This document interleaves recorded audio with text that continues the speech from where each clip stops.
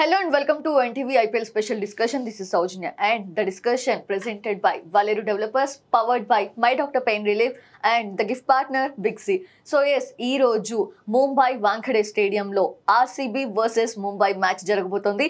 So రెండు teams కి కూడా విజయం అనేది చాలా ఇంపార్టెంట్.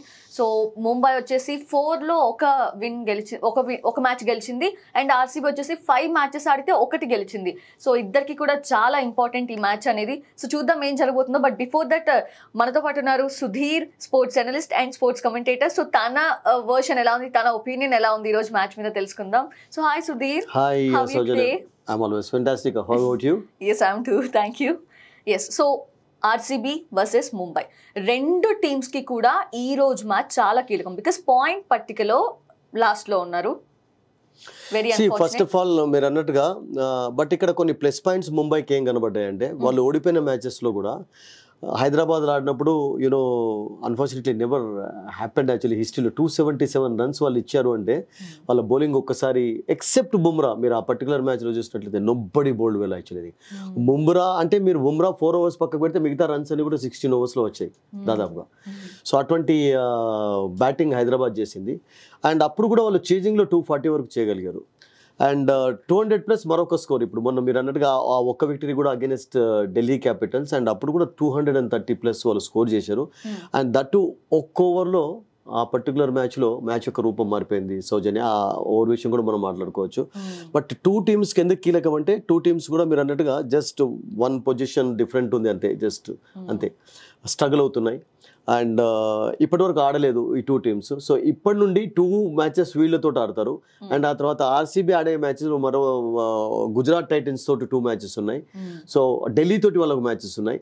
సో వీళ్ళు గుజరాత్ కూడా స్ట్రగుల్ అవుతుంది కనుక ఆర్సీబీ ముంబైకి ఇప్పటికి కూడా ఛాన్సెస్ లేకపోలేదు. అంటే ఈ 2 టీమ్స్ ఆడినప్పుడు ఎవరైతే విక్టరీ సాధిస్తారో ఐ థింక్ ఆ టీంకు డెఫినెట్లీ అడ్వాంటేజ్ ఉంటుంది. బట్ వాంఖడే స్టేడియంలో definitely we are going to see fantastic match today.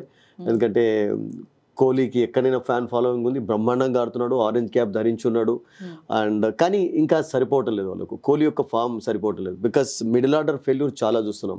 ఇద్దరు ఆస్ట్రేలియన్స్ అయితే ఇప్పటి వరకు మ్యాక్స్వెల్ అండ్ గ్రీన్ మనం ఒక టాపిక్లో కూడా చెప్పుకున్నాం, you know they have really been disappointing actually. వాళ్ళపైన చాలా ఎక్స్పెక్టేషన్స్ పెట్టుకున్నారు. సో ఇప్పటి నుండి ఐ థింక్ వాళ్ళు కంటిన్యూస్గా వాళ్ళు ఆడినట్లయితే వాళ్ళ యొక్క ఫామ్ అనేది ఆర్సీబీకి చాలా చాలా కీలకం. ఓకే, సో ముంబై ఇండియన్స్ విషయానికి వస్తే వాళ్ళ హోమ్ టౌన్ స్టేడియంలో జరుగుతుంది కాబట్టి మ్యాచ్ ఖచ్చితంగా కొంచెం ఆ కాన్ఫిడెన్స్ కానివ్వండి బూస్ట్ ఉంటుంది డెఫినెట్గా స్టేడియంలో ఉన్న అందరి నుంచి కూడా. సో పిచ్ దేనికి అనుకూలం అంటారు? అసలు ఒకవేళ టాస్ గెలిస్తే ఏది చూస్ చేసుకునే అవకాశం ఉంది? That's again very good question. ఇప్పుడు చూడండి, టాస్ గెలిచిన తర్వాత జనరల్గా ముంబైలో చేజ్ చేయడం ఇష్టపడుతుంటారు అండ్ రిషబ్ పంత్ కూడా టాస్ గెలిచిన తర్వాత మొన్న చేజింగే ఇష్టపడ్డాడు and they came very close also. వాళ్ళు కూడా చేజింగ్ 200+ స్కోర్ చేయగలిగారు. బట్ ఆ పర్టికులర్ మ్యాచ్లో మనం చెప్పుకున్నట్టుగా ఒక్క ఓవర్లో మ్యాచ్ యొక్క రూపం మారిపోయింది సౌజన్య. యూనో వెస్ట్ ఇండియన్స్ ఎప్పుడు కూడా ప్రతి టోర్నమెంట్లో మన అందరికీ తెలుసు దే యాడ్ కలర్స్. యాక్చువల్లీ ఐపీఎల్లో కలర్ఫుల్ మూమెంట్స్ చూస్తుంటాం ఎక్కువగా. అంటే పెర్ఫార్మెన్స్, ఆ ఎగ్జుబరెన్స్, ఎంతూజియాజం గతంలో పొలార్డ్ ఉన్నప్పుడు ఎలా ఉండేది, తర్వాత ఇప్పుడు మరొక వాళ్ళకు దాని ఏమంటారంటే ఎక్సలెంట్ స్ట్రైకర్ వచ్చాడు రొమారియో షెఫర్డ్ అని చెప్పి. నోకియాను 30+ రన్స్ ఎవరైనా స్కోర్ చేయగలుగుతాడు అసలు? అంటే ఎక్స్పెక్ట్ చేస్తామా అంత వండర్ఫుల్ బౌలర్. బట్ లాస్ట్ ఓవర్లో అసలు యాక్చువల్గా రియల్గా చెప్పాలంటే మ్యాచ్ యొక్క టోటల్ రూపాన్ని మార్చేశాడు.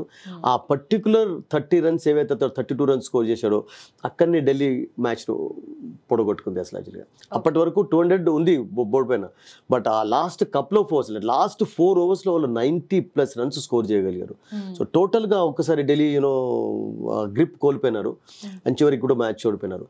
సో ఇప్పుడు రొమారియో షెఫర్డ్ వాళ్ళకు ఒక కొత్త హీరో తయారైపోయినాడు అండ్ అతనితో పాటు Tim David is also doing a good job as a lower ఆర్డర్లో, చాలా అద్భుతంగా ఆడుతున్నాడు. బట్ మన సూర్యకుమార్ యాదవ్ ఫస్ట్ మ్యాచ్ ఆడాడు, చాలా రోజుల తర్వాత వస్తూనే అతడు అవుట్ అయిపోయినాడు. నోకియా అతన్ని అవుట్ చేయడం చూసాం, 0కి అవుట్ అయినాడు. బట్ అతని ఇంక్లూజన్ అనేది మరింత కాన్ఫిడెన్స్ ఇస్తాం. మీరు అంటారుగా హోమ్ క్రౌడ్ ముందు ఆడుతున్నప్పుడు డిఫరెంట్ ముంబై టీం అని చూస్తుంటాం, అక్కడ ఓడిపోలేదని కాదు బట్ ఆ అట్మాస్ఫియర్ డెఫినెట్లీ యూనో వాళ్ళకు దోహదపడుతుంది, no doubt about it. But top ఆర్డర్లో Rohit Sharma is playing well. Ishan Kishan కూడా చాలా చక్కగా ఆడుతున్నాడు. Tilak Varma is doing a good job. Hardik Pandya మెల్లమెల్లగా తన ఫామ్లోకి వస్తున్నాడు. అండ్ బౌలింగ్లో మెల్లమెల్లగా వాళ్ళకు కొంచెం దాని ఏమంటారంటే పదన్ అనేది కనబడుతుంది. బుమ్రాకు మెల్లమెల్లగా సపోర్టివ్ రోల్ ప్లే చేసే బౌలర్స్ ఇప్పుడు లభిస్తున్నారు. సో వాళ్ళకు ఓన్లీ బౌలింగ్ ఒకటే వీక్నెస్గా మారింది తప్పితే, but otherwise their batters are doing a fantastic job. మనం చెప్పుకున్నట్టుగా హైదరాబాద్ అగెన్స్ట్ వాళ్ళు 277 చేజ్ చేస్తూ 240+ చేయగలిగారు. అగెన్స్ట్ ఢిల్లీ 234 వాళ్ళు స్కోర్ చేయగలిగారు. ఎక్కడ కూడా వాళ్ళకు బ్యాటింగ్ ప్రాబ్లమ్స్ కనబట్టలేదు. బౌలింగ్లోనే వాళ్ళకు బుమ్రాకు సరైనటువంటి సపోర్టివ్ బౌలర్ ఒక్కడే కావాలి. Once they get that actually I think they will be rocking actually. And మీరు ఐపీఎల్ పాత హిస్టరీ తీసుకున్నట్లయితే ముంబై స్టార్టింగ్లో 6-7 మ్యాచెస్ ఓడిపోయిన తర్వాత కూడా they came back to win the titles also. That happened with RCB also. RCB కూడా ఫస్ట్ 4-5 మ్యాచెస్ ఓడిపోయిన తర్వాత కంబ్యాక్ చేసి ప్లే ఆఫ్స్లోకి వచ్చినటువంటి ఎగ్జాంపుల్స్ కూడా ఉన్నాయి.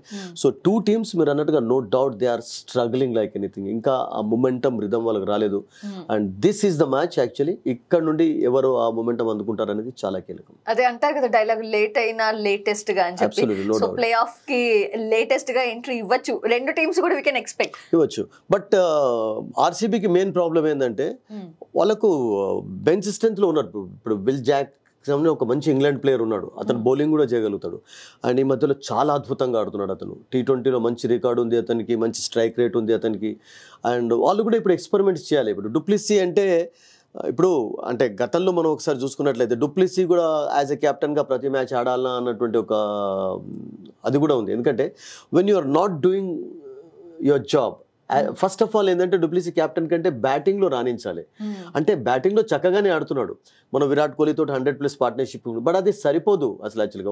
వాళ్ళ కోచెస్ కూడా ఏమంటున్నాడంటే ఈ రన్స్ ఏవైతే వాళ్ళు స్కోర్ చేస్తున్నారో మరింత వేగంగా స్కోర్ చేయాలి అని చెప్పి. ఇప్పుడు మన మ్యాచ్ అయిన తర్వాత 180 లాస్ట్ విరాట్ కోహ్లీ సెంచరీ కొట్టిన తర్వాత కూడా అంటే ఫస్ట్ 10 ఓవర్స్లో వాళ్ళు 100+ చేసిన తర్వాత 180 మాత్రమే చేయగలిగారు. అవి సరిపోవటం లేదు అసలు యాక్చువల్గా. ఎందుకంటే వాళ్ళ బౌలింగ్ అంత స్ట్రెంత్గా లేకపోవడంతో బౌలర్స్ చాలా రన్స్ ఇస్తున్నారు. బౌలింగ్లో వెరైటీస్ కొరకు టాప్ లైన్ తీసుకొచ్చారు జోసెఫ్, అతడు కూడా సక్సెస్ సాధించలేదు. Mohammed Siraj is giving lot of runs actually. So వాళ్ళకు ఎక్కడ కూడా అంటే బలం అనేది కనబట్టలేదు. సో అందుకని వాళ్ళు బ్యాటింగ్లో ఎక్కువ రన్స్ స్కోర్ చేసినట్లయితే బౌలర్స్ ఫర్ ఎగ్జాంపుల్ 10+ రన్స్ ఇచ్చా కానీ కొంచెం వాళ్ళకు ఆ ప్రాబ్లం అనేది ఉండకుండా పోతుంది. So Maxwell is totally failure ఇప్పటి వరకు. గ్రీన్ ఆడటం లేదు సరిగ్గా. సో అందుకని వాళ్ళకు ఫర్గసన్ ఉన్నాడు. వాళ్ళకు ఫర్గసన్ కూడా తీసుకురావచ్చు. Ferguson is a very good fast ball. మరొకసారి లేకుంటే జోసెఫ్ని తీసుకురావచ్చు. జోసెఫ్ కూడా చాలా మంచి బౌలింగ్ చేస్తాడు. వాళ్ళకు మెయిన్గా బౌలింగ్ అనేది కొంచెం సమస్యగా మారింది కనుక ఐ థింక్ ఆర్సీబీ కొంచెం చేంజెస్ విషయంలో ఆలోచించాలి.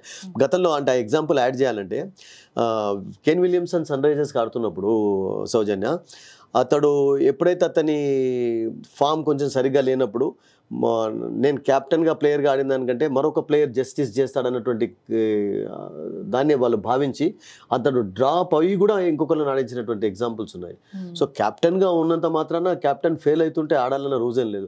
Is playing okay. Du Plessis last సీజన్లో బ్రహ్మాండంగా ఆడాడు. అండ్ బట్ ఈ సీజన్లో జస్ట్ ఒక కపుల్ ఆఫ్ ఇన్నింగ్స్ మినాయించి ఆ రియల్ డూప్లెసీని మనం ఇప్పటివరకు చూడలేదు. Is a very good player but don't forget is also ageing actually. Is not youngster like 25-24 years లాగా యంగ్స్టర్ కాదు.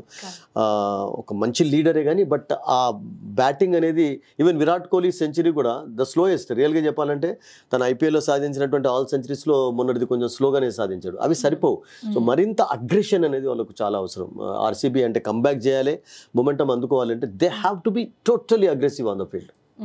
మరి ముంబై ఇండియన్స్ విషయానికి వస్తే యాక్చువల్లీ ఇప్పుడు మీరు ఇంతకు చెప్పారు బ్యాటింగ్ అంతా కూడా అందరూ they doing well job only, but bowler side నుంచి ఇంకాస్త సపోర్ట్ కావాలి అని చెప్పి. సో ఇది ఏమైనా చేంజెస్ చేసే అవకాశం ఉందా ముంబై ఇండియన్స్? వాళ్ళు అన్ఫార్చునేట్లీ వాళ్ళకు మధుశంకాను కోల్పోవడం అనేది ఇంజరీ కారణంగా అది ఒక మైనస్ పాయింట్ అయిపోయింది. అండ్ డిఫరెంట్ బౌలర్స్ని ఆడిస్తున్నారు బట్ వాళ్ళకు సరిపోవటం లేదు అసలు యాక్చువల్గా. ముంబై ఇండియన్స్కు స్ట్రెంత్ కూడా ఏంటంటే వాళ్ళది కూడా బ్యాటింగే.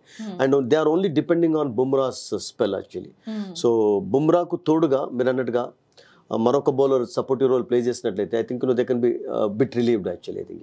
సో వాళ్ళ స్పిన్ డిపార్ట్మెంట్లో కూడా పీయూష్ చావ్లా ఈజ్ ఓకే. పీయూష్ చావ్లా కూడా ఏజింగ్ బౌలర్ అండ్ గతంలో పీయూష్ చావ్లా అని చూసినట్టుగా ఇప్పుడు చూడటం లేదు. సో పీయూష్ చావ్లా కూడా అంటే నేను అనుకుంటాను రానున్న మ్యాచెస్లో కొంచెం ఎఫెక్టివ్గా మారవచ్చు. బికాస్ ఎప్పుడైతే కొంచెం వికెట్ పైన కొంచెం వేర్ అండ్ టేర్ ఉంటుందో, మొన్న సడన్గా మనం చెన్నైలో చూసాం హై స్కోరింగ్ నుండి జస్ట్ 140, 130 కూడా కష్టంగా కనబడింది చేంజ్ చేయడం అనేది. సో అటువంటి కండిషన్స్ ఉన్నప్పుడు నేను అనుకుంటాను పీయూష్ చావ్లా లాంటి వాళ్ళు కొంచెం బిగ్గర్ రోల్ ప్లే చేయవచ్చు. So just waiting for that. But వాళ్ళ మెయిన్ స్ట్రెంత్ హార్దిక్ పాండ్యా కూడా ఈ has to bowl 4 total overs bowl చేయాలి అతను. ఎందుకంటే గుజరాత్ ఆడినప్పుడు కూడా అతను ఖచ్చితంగా బౌలింగ్ చేశాడు. వాళ్ళకి ఇప్పుడు మహాపాకాన్ని తీసుకున్నారు. మహాపాక అన్ఫార్చునేట్లీ ఫస్ట్ ఓవర్లోనే మనం చూసాం అగైనెస్ట్ హైదరాబాద్ చాలా రన్స్ ఇచ్చాడు పాప యంగ్స్టర్.